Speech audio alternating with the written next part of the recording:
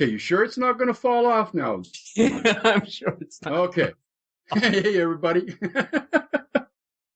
This is Stephen Hodson from Geek Dimensions. Back finally after kind of a bit of a long hiatus, at least in internet time. But yeah, I'm back. Paul's with me, Paul O'Flaherty down in Alabama, who's taken part of his day so he can get home early and help his wife out with the baby and the baby to come. And we're just going to sit and chat. Basically, I'm just going to revamp this show so that it's going to be me and Paul. We're just going to chat about some of the cool stuff that, as geeks, we found in the past week, whether they be news stories, whether there be funny shit, or just stuff that makes us go, what the fuck? But to start off with, before we actually did the 10 count to go into this show, Paul teased the fuck out of me with his brand spanking new Nexus 9? Yes. Nexus 9. Don't hold me in any more suspense. How is it? That's gorgeous. Whoa. I am getting, or I was getting serious feedback from you there. It's stopped now. Yeah, so Nexus 9. I'm loving it, man. It is, it's a quality piece of work, you know. The back feels just a little bit light because it's a plastic back. I got the beige model. As you can see right now, it's currently in the middle of updating to Android 5.01, which apparently just rolled out. So that should be finished in a minute or two. But so far, the experience has been really, really good. I haven't encountered any of the problems that people were reporting in the pre-release models before the updates rolled out. Everything has just been absolutely awesome with it. It's the new version of Android is slick. All right, so yeah, here's what I want to talk about too, because I've actually, I managed to play with it a little bit because I got 5.0 on my Nexus 4. Yeah. What do you think of it? What do you think of the design of what they're going for with this? I mean, the design is simple. It's simple, it's functional, it's well laid out. I mean, it's not perfect by any stretch of the imagination. As of 5.0, there's still niggly things inside the OS. I'm not sure about this whole priority updates thing on the front page of the OS, when your device is locked. And I know, it does have that feature where you can decide what updates are going to be displayed when your device is locked and that sort of stuff. But I'm not sure about it. I think it's slightly overkill. But it's solid. It performs well. It performs fast. Okay, as a caveat to that. All right.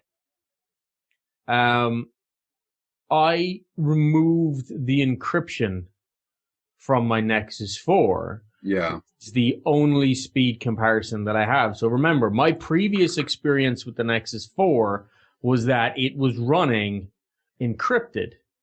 And then after I removed the encryption, I only had a day or two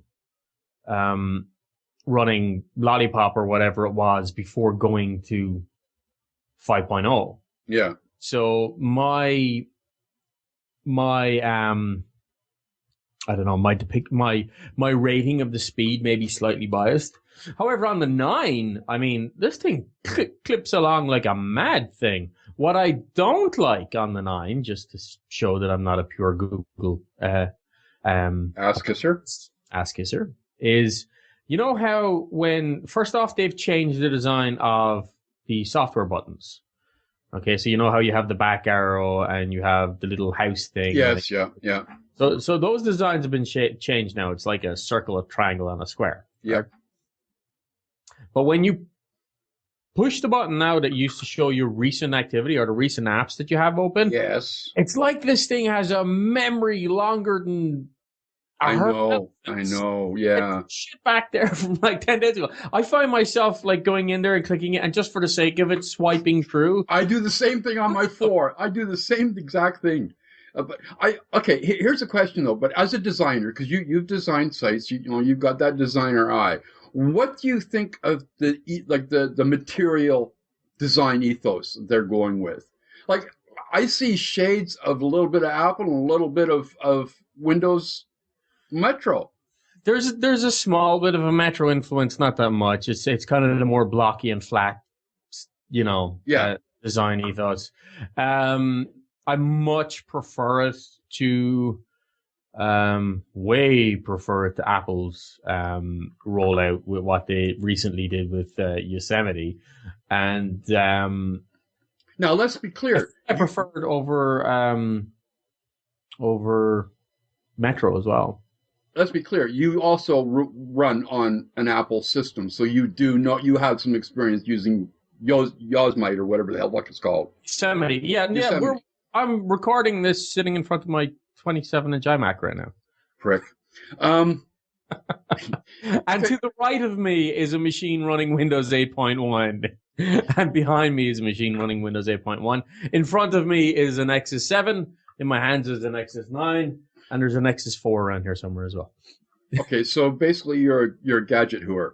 Yeah, I'm in everything, man. I'm not going to tie myself to just one flavor when there's so many things to be tasted and tested. Speaking of which, that tickler that you're growing. I thought I might go for the Father Christmas look.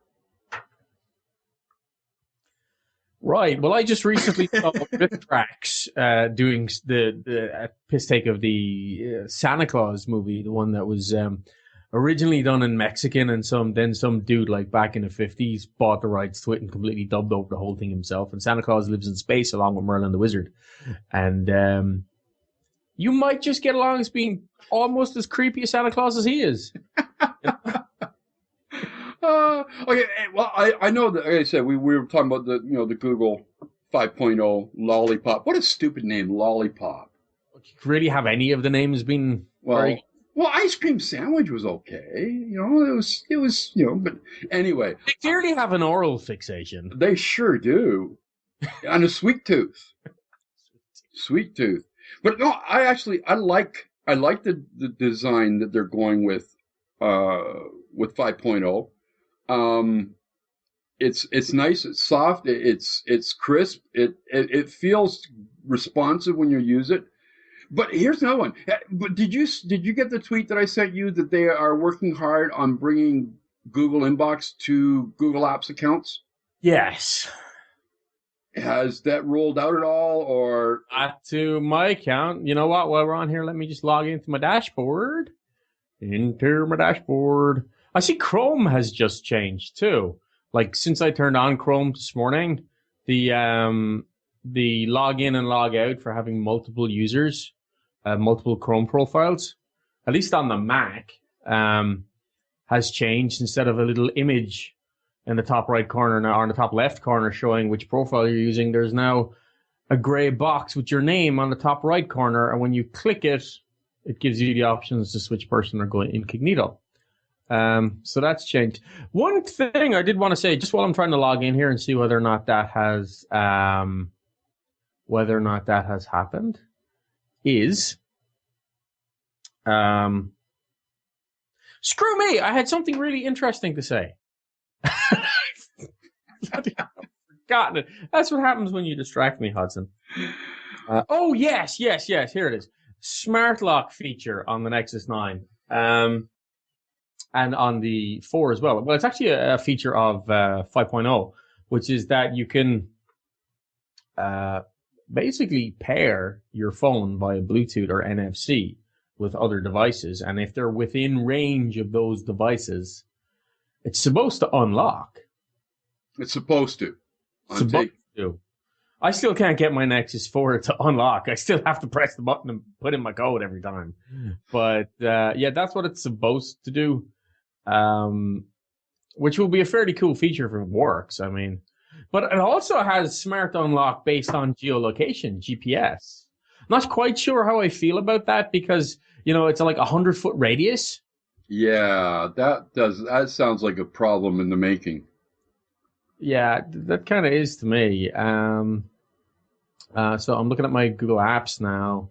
There doesn't appear to be any update. I'm not getting any update notification. So it hasn't rolled out to me, at least yet, if and when they are rolling it out. So have you used it at all with your other account or? Really? Because here's the problem. You sent me an invite.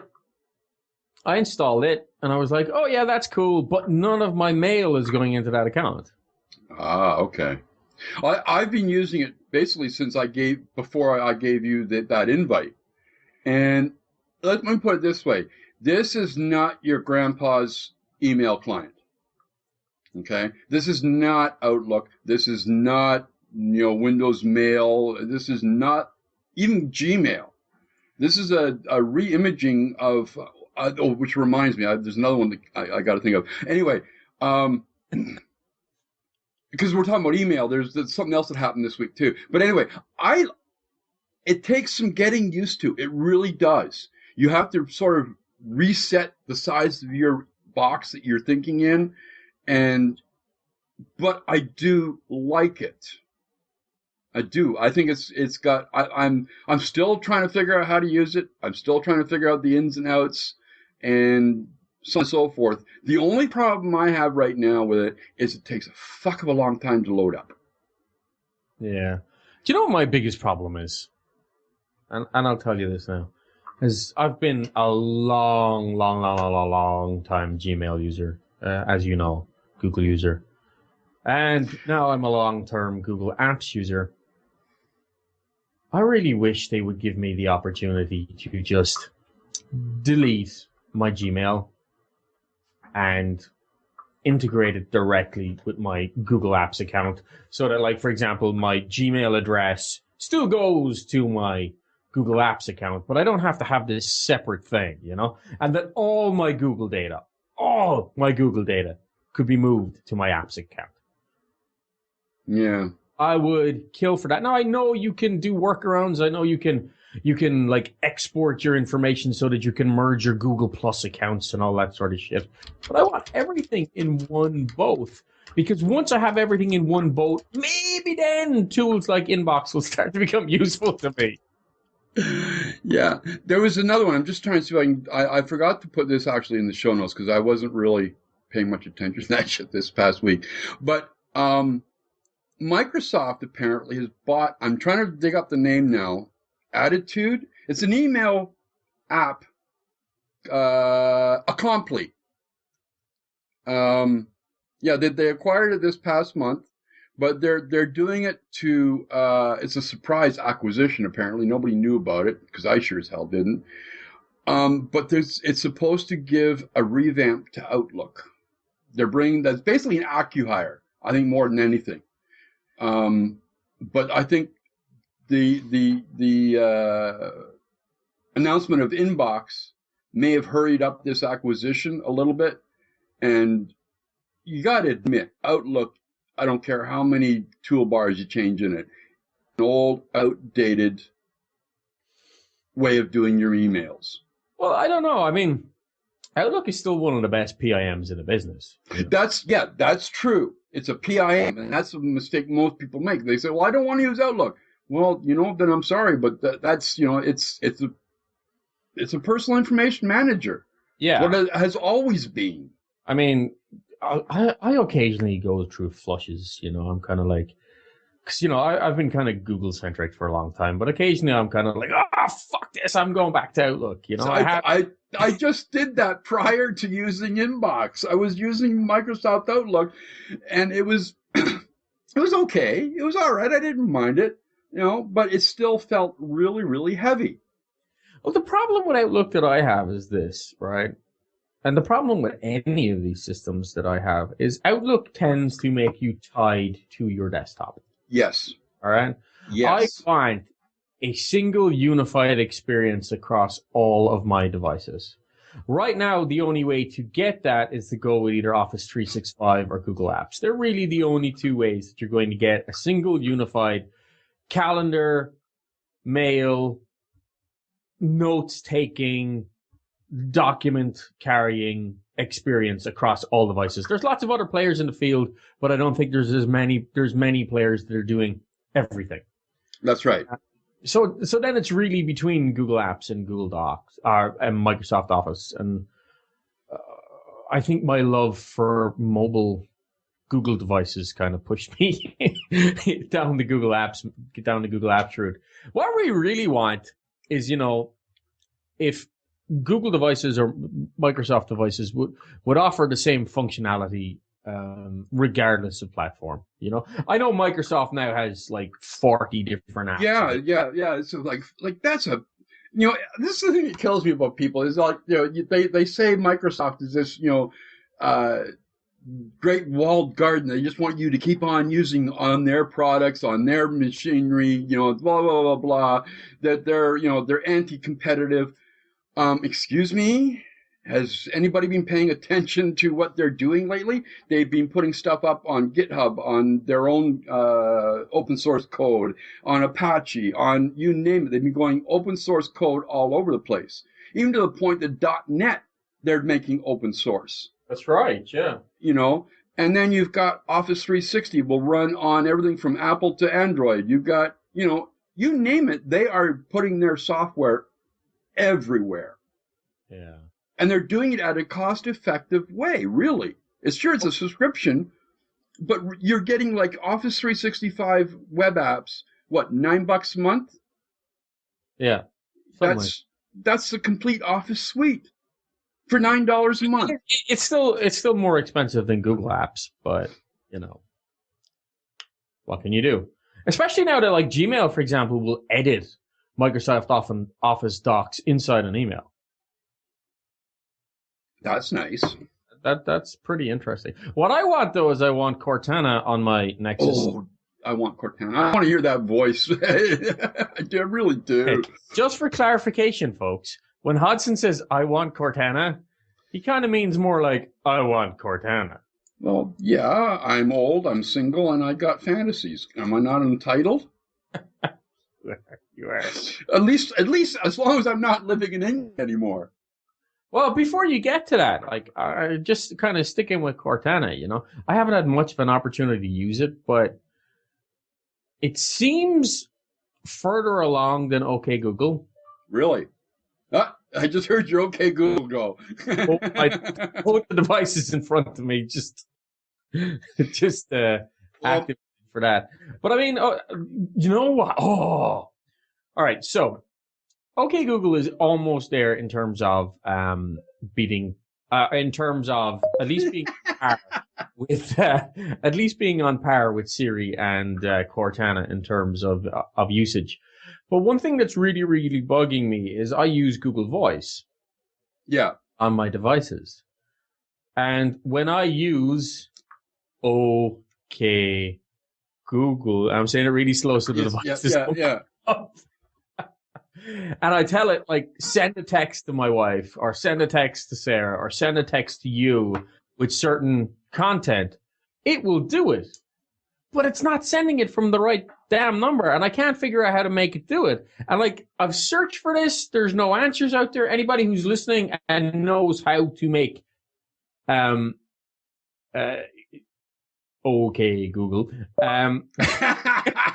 send from your Google Apps, your Google Voice account, you would think that integration would be easier considering it all comes from Google, but I still can't get that part to work, so that kind of stops me using it as much as I otherwise would, but I still find myself talking to it oh, by the way, more than my wife finds comfortable.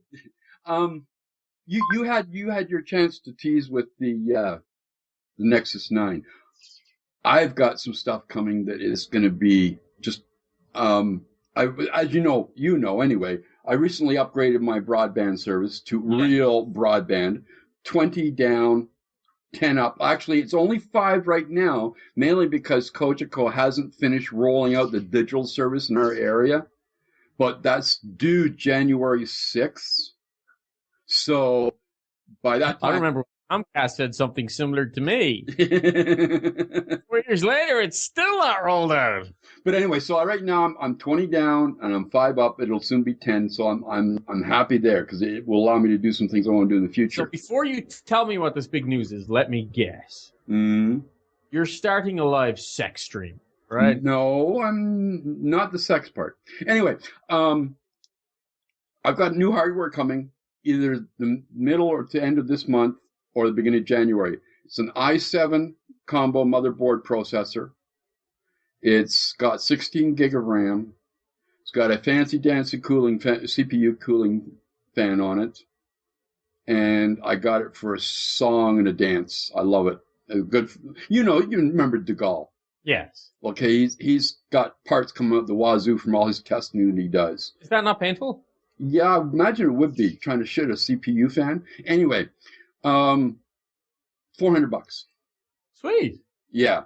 Now it's due at some point, either, like I said, the end of December. So it'll either be an early Christmas present or a late Christmas present. But either way, I got new equipment coming, and I'm pumped for it. Because what you don't know, and you sort of guessed, but you got the wrong aspect to it. I am looking at, through crankygamers.com, doing a weekly live stream, hour-long, talking gaming tech, pop culture. Cool. And I'm just, like, I spent the last week, like, if you saw my OneNote, it's got one section, it's just all notes on what, setting things up, doing things, working details out. It's like 4 pages long, for crying out loud. But yeah, I'm looking really, really forward to doing that. I really am. I got to line up a couple nice ladies I know from Dizzy Disasters community to co-host with me on alternate scheduling. So yeah, it's gonna be fun. I'm looking. This is the first I've actually said anything public about it. So very cool. Yeah, I'm really excited about it. Here's the thing, though, right? I really have to believe that it's a sex stream that you're doing, because I just went to crankygamers.com, and the first image that pops up is this, like, shirtless dude that very clearly isn't you. What the hell? Hang on. The hell are you talking about? And it says, "Get your spanking on with this new game." And no, I'm not. Yeah, okay. Yeah. That was the butt slapping game. What? It is a butt slapping simulator. It's a real. Have you tried this? No, I have not. I was thinking maybe we could send it to Daniel. I wonder if this will be banned in England. Well, hey, listen, if having a really beautiful woman sitting on your face is going to be illegal in film, then we definitely have some serious problems. Yeah, Daniel and I talked about this on last week's Nothing Serious, because somebody wasn't there. Oh, shut up! I wasn't anywhere. I was busy setting up your live sex stream, and. Yeah, so, under the Audiovisual Media Services Regulations Act of 2014, it looks like the UK is looking to bring internet streaming porn under the same auspices and the same set of rules as the DVDs that you can go in and buy in the store. And while, they can censor whatever the hell they want, and, we'll give out to them for being puritanical idiots and, freedom of speech and so on and so forth. They're banning things like spanking, caning, aggressive whipping, penetration by any object associated with violence. So I'm assuming no man is ever getting it. Physical or verbal abuse, regardless of if it's consensual. Urolangea, in other words, water sports. You pee on me, I'll pee on you, kind of thing. Oh. Female ejaculation, strangulation, face sitting, and fisting.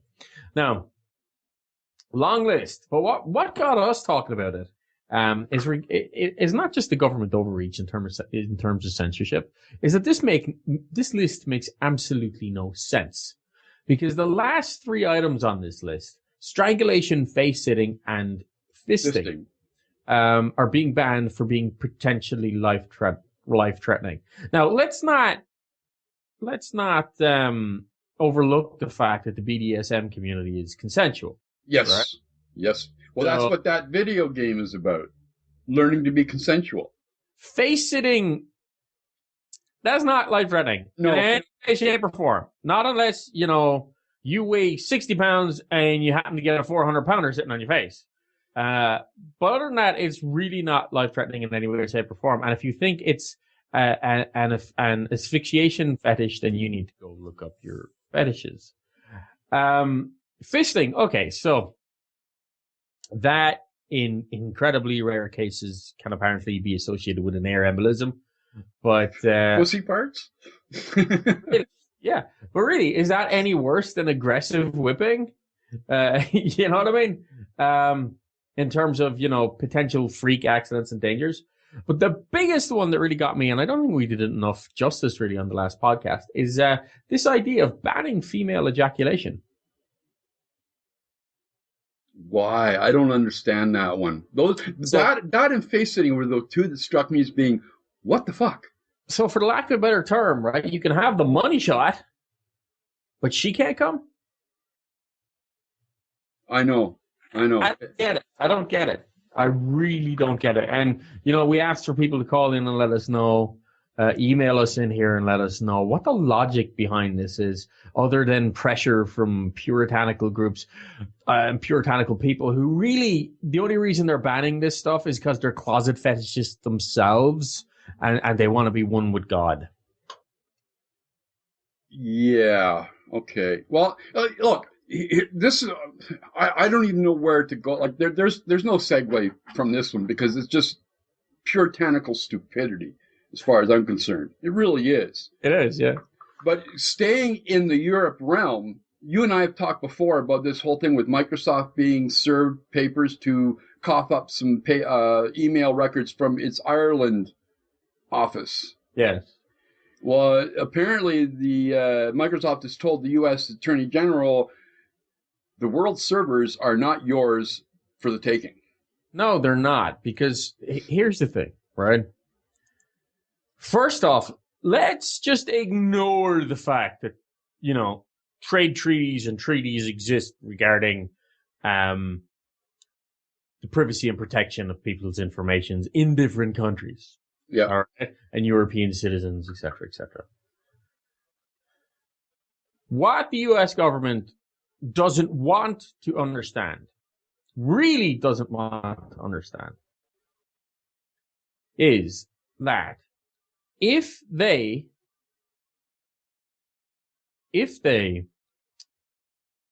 can have a warrant signed in the United States that forces Microsoft to take somebody's data off a server that is well outside the United States jurisdiction, then the same thing can happen in the other direction. Yeah, that's right. That's right. Okay?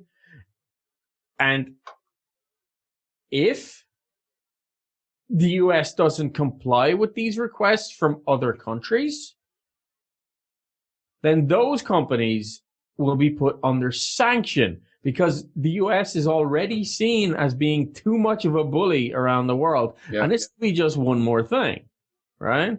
And if those companies don't comply with those sanctions, and bear in mind, it's not really the company not complying with the sanction, it's the company saying, well, you know what, we've got to uphold the law. Right? Well, it's like the government is going to say, right, look, you're not having our data. Yeah. Right? So then what happens? Microsoft, Google, any company like that ends up getting major fines and major sanctions, and they're not going to be able to do business properly, and people aren't going to trust them. And it's really, really, really simple, right? As if I was still living in Ireland, right? And I knew that at any point in time, my data could be subpoenaed by a U.S. company, by the U.S. government, I should say, from a U.S. company for absolutely no reason.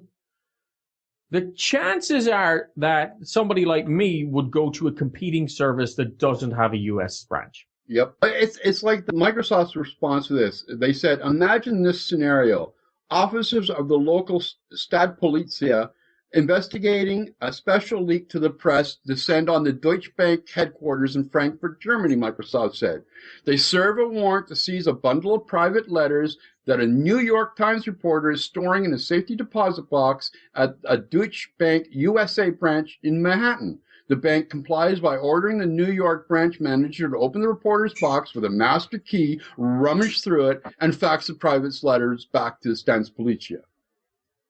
Yeah, but they wouldn't do it. The government wouldn't let that happen. But, this is email, this is electronic, this is data, this is still covered under privacy. This is still private information. Yeah. There are treaties in place to allow information to be gotten under certain circumstances and for criminal investigations and that kind of thing. There are proper established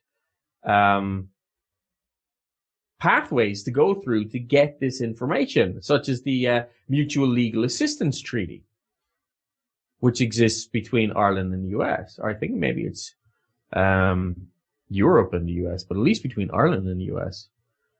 But the US government wants to sidestep that. They want to say, well, just give us everything because we want it and we want it now. Yeah. Well, you can't do that. Okay, look, the US is a fading superpower. Okay? The US needs to be looking to make allies rather than piss them off. Oh, yeah. Definitely.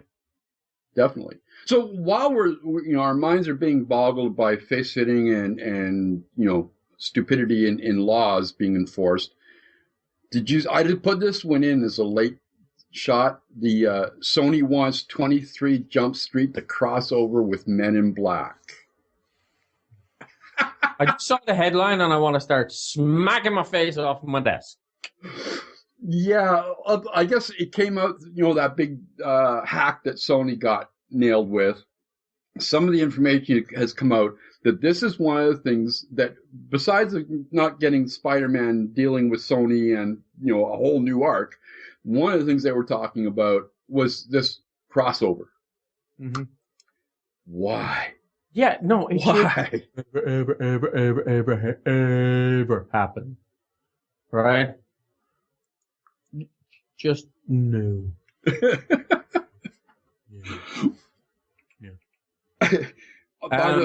Yeah, go ahead. Oh, also not in the show notes, but I had bookmarked this earlier in the week, and it just occurred to me because I didn't know whether or not we'd be recording a Geek Dimensions tonight.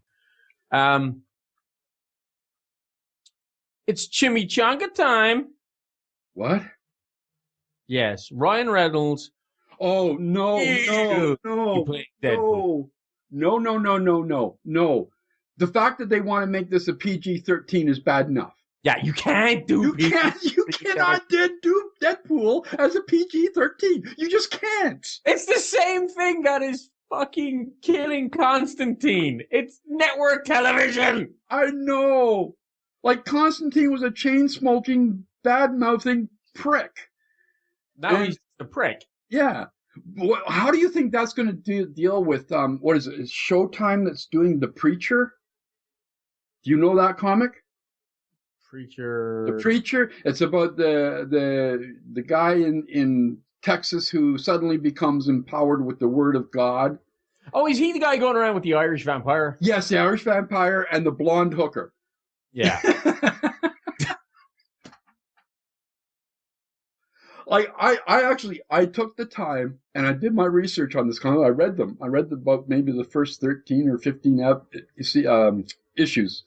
And I cannot honestly see how they are going to be able to do this on network. I want them to. I really do. As long as they got the right cast, I really want them to.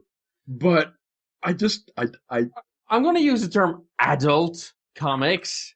And, all you hentai fans can just fucking run off and stop masturbating for yourselves because that's not what we're talking about. But, Deadpool,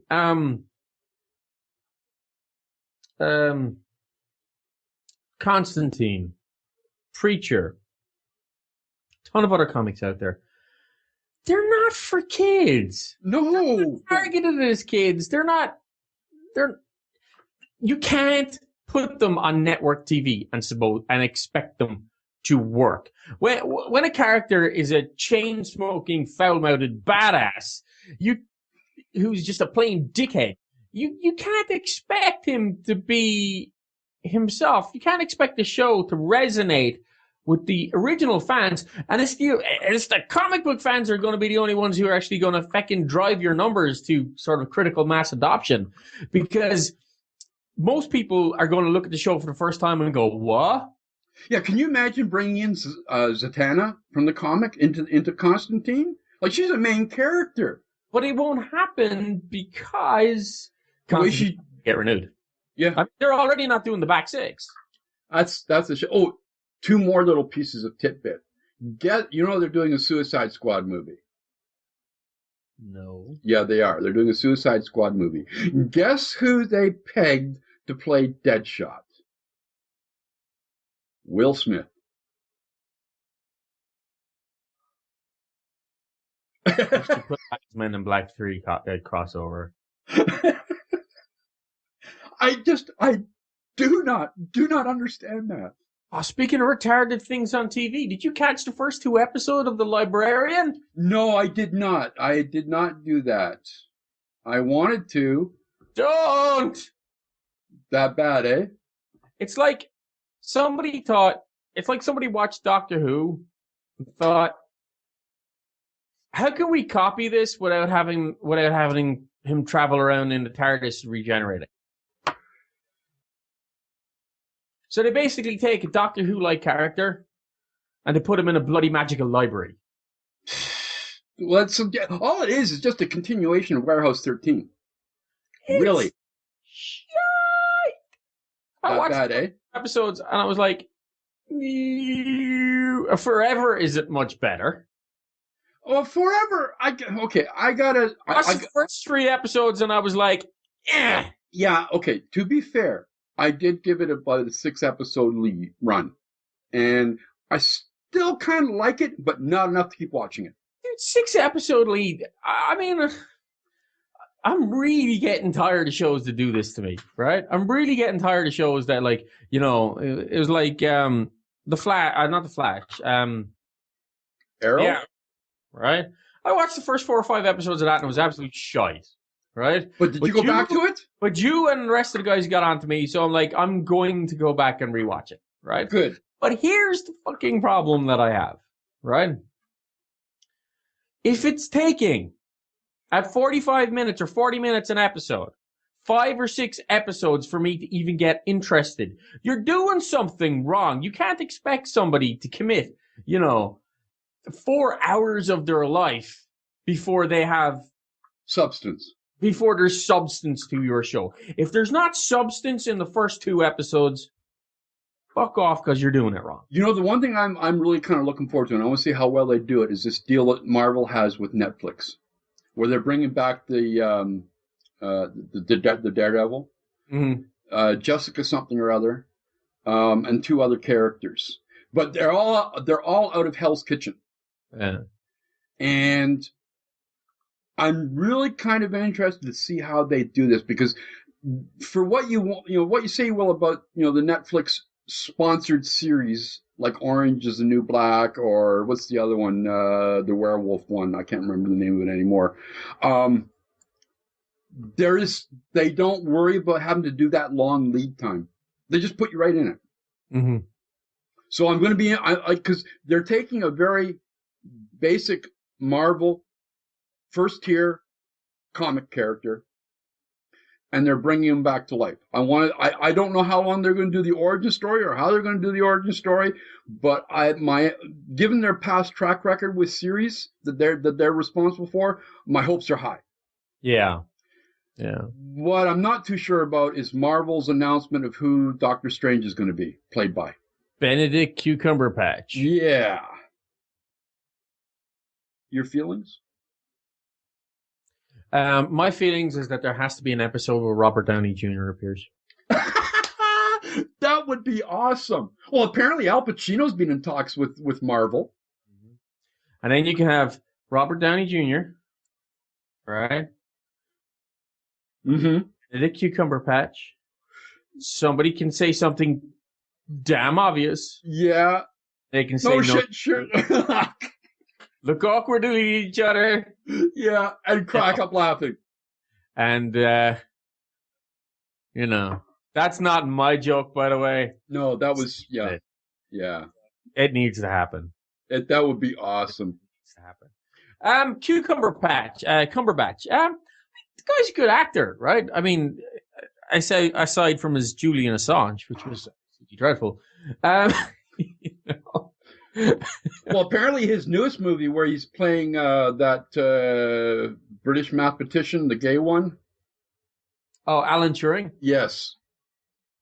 Apparently that's not doing so good either. It's too steeped in historical chisels. You know what I mean? Alan Turing wasn't exactly the life of a feckin' adventuring hero. He was a code breaker. A code breaker that was in the closet for fear of the retribution that he got and what actually killed him at the hands of the government. Which is a tragedy. And yes, the British government actually apologized for it, like recently, in recent years. But I can honestly, I've taken a look, because Doctor Strange is one of my sort of favorite characters out of the Marvel Universe. I've always liked Doctor Strange. So when I heard that he was going to be like the Wave 3 or Wave 4 new tentpole. Yeah. New tentpole. Yeah. For the Marvel Universe, I was kind of going, okay, this could be cool, but it boiled down to who is going to play Dr. Stephen Strange. I think he'd do well. I just think he needs to, I don't know. I mean, one thing I will give him is that in the roles that he does, he's not usually the same character role to role, you know? Except, of course, when he was Khan and Sherlock. He was Sherlock with like a bad attitude, like a 10th level badass attached to him. You know what I mean? But typically he seems to have a relatively broad range, so I'm not going to count him out until I see it. Yeah, I'm basically going by the same philosophy. I got high hopes.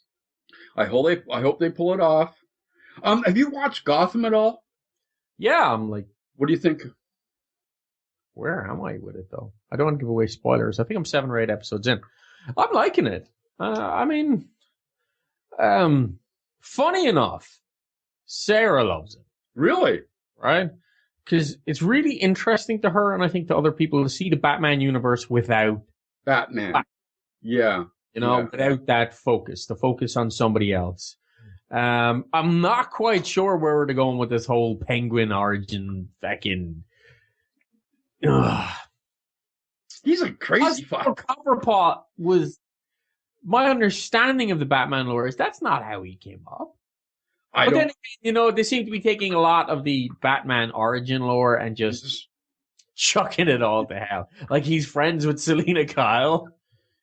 Yeah, but there was always a thing, even in the comics, between him and Catwoman. Yeah, there was, but at like 10 years of age. Yeah, but is she offering to kiss him? In the comic world, we don't really know how long they've known each other. Yeah, that's true. And I think that the problem then is that we keep running into these things. Whether it's comic books or whether it's the films. He comes in and he meets Catwoman and he has no idea who she is. Yeah, and I'm like, dude, you were stalking her when you were 10. Although Alfred is turning out to be a bit of a badass. Yeah, he is. I like that portrayal of Alfred. I think that's probably one of the best I've seen. I like this guy as an actor. I've seen him in a lot of stuff. He's very good in Dog Soldiers. Ton of things. He always seems to play a sergeant in the British Army for some reason or the other. And he's just really good. He was in one of the. He was a voice of a character in one of the. Animated Warhammer 40K movies as well. I can't remember which one. Okay, this one I've got to ask your feelings on as we got to kind of wrap this up. But Comcast. Oh God. Yeah, apparently they've setting up all their routers as open Wi-Fi points.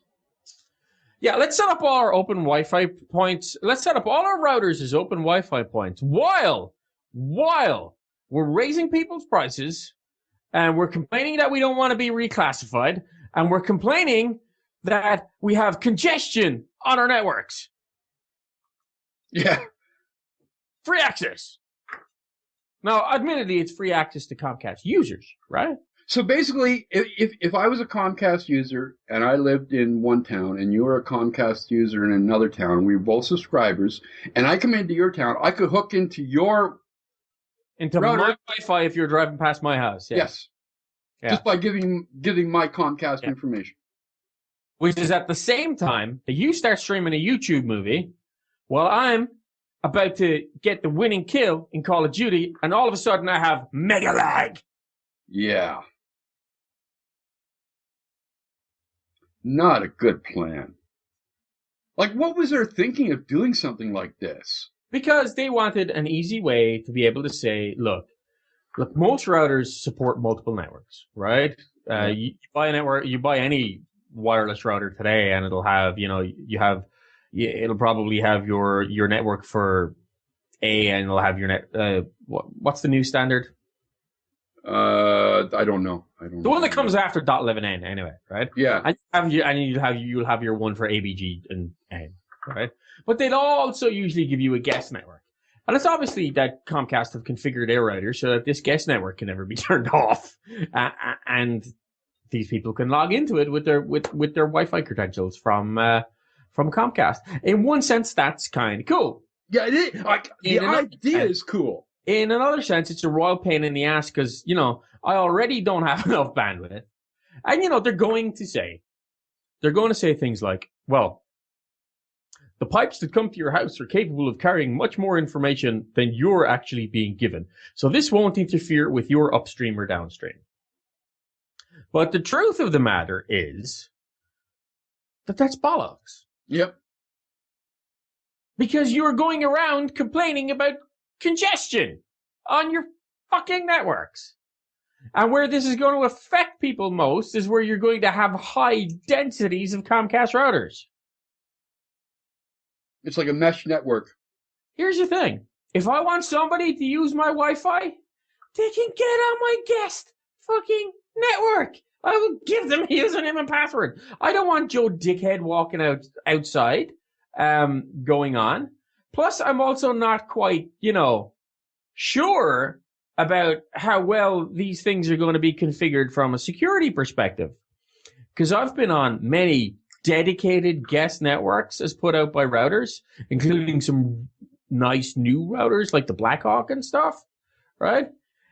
And a simple IP scan is enough to find resources behind the guest network, even though it is technically a separate, segregated network.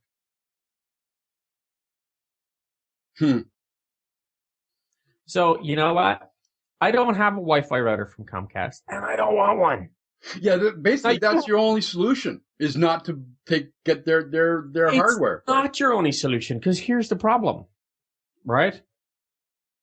And I haven't run into this specifically with Comcast, but I've heard other people run into it, and I have run into this with AT&T.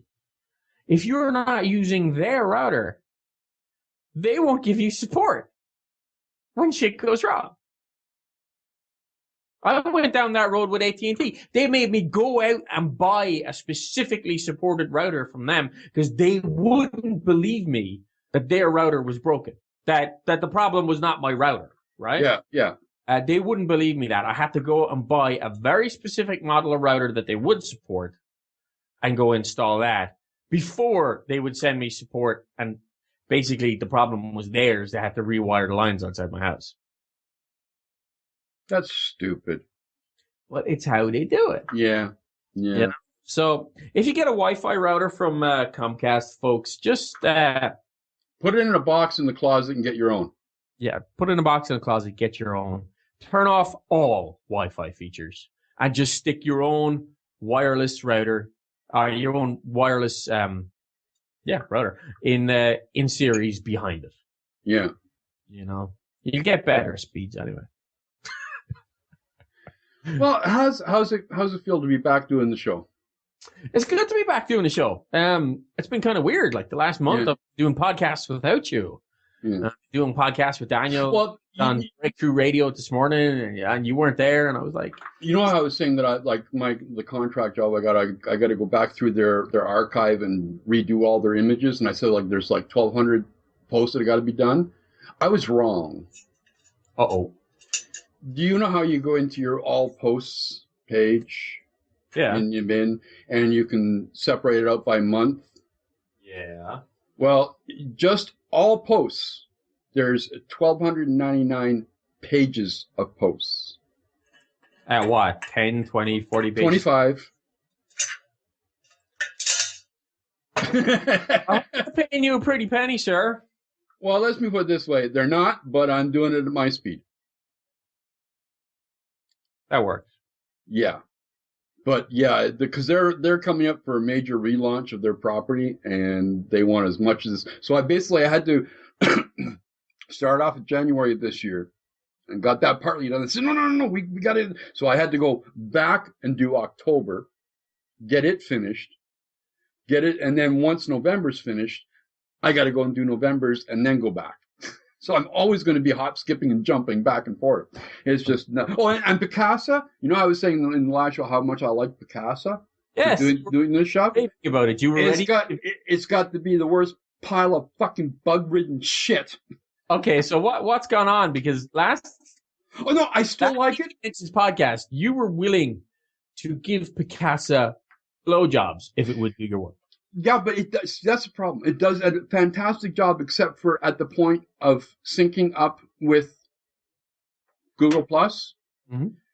I literally, one day, I counted it. In the space of half an hour, I had it crash 5 times. Okay.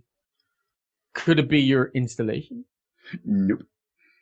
Because once I basically what I had to do is at one point I noticed that I got a different error box. So I clicked on the ignore button of what it was saying was the problem. Basically, ignore this image, and then it was fine for like 4 or 5 hours of syncing, and then all of a sudden, bang, down it goes again. Bang, down it goes again. Well, despite the fact that the software crashes, I would also like to think that you were probably an outlier in terms of usage. Yes, no, I can't think of many situations where people would have to sync Picasa data for 4 to 5 fucking hours at a time. And it's still not done.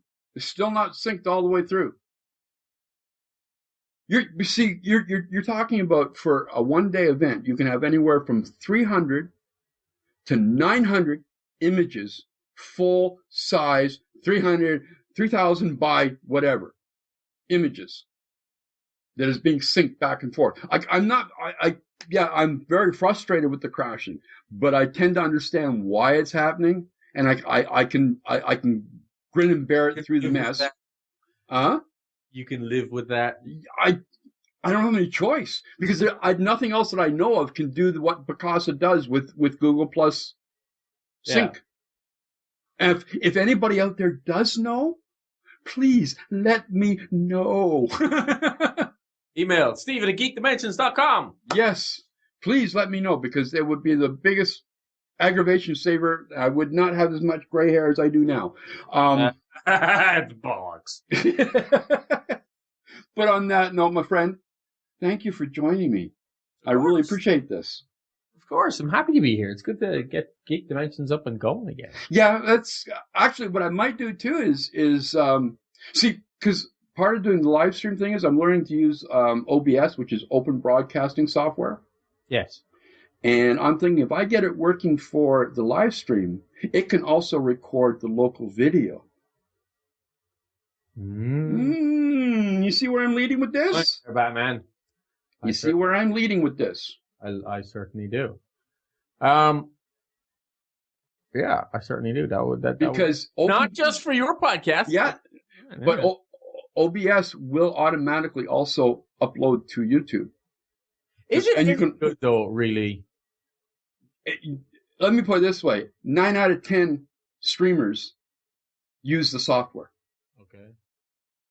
9 out of 10 streamers on Twitch. Can I stream to a local machine inside my network and have that record? You can record to a local file, a local video file. Okay. Like once I get it all worked out, I'll walk you through doing it, and I'll get the Gall in here, because he's a past master at OBS. Okay, but yeah, you can have as many guests as you want. You can do whatever you want, overlays, the whole works. Oh. Something just came to my mind too, with regards to podcast production. Yes, sir. I shared a post about LUFS. We've been podcasting for years and this has never really come up, right? But you know how there's broadcasting standards for like audio levels, perceived loudness levels in radio and television and advertising? Yeah. There's a level for podcasts as well. It's minus 16 loves.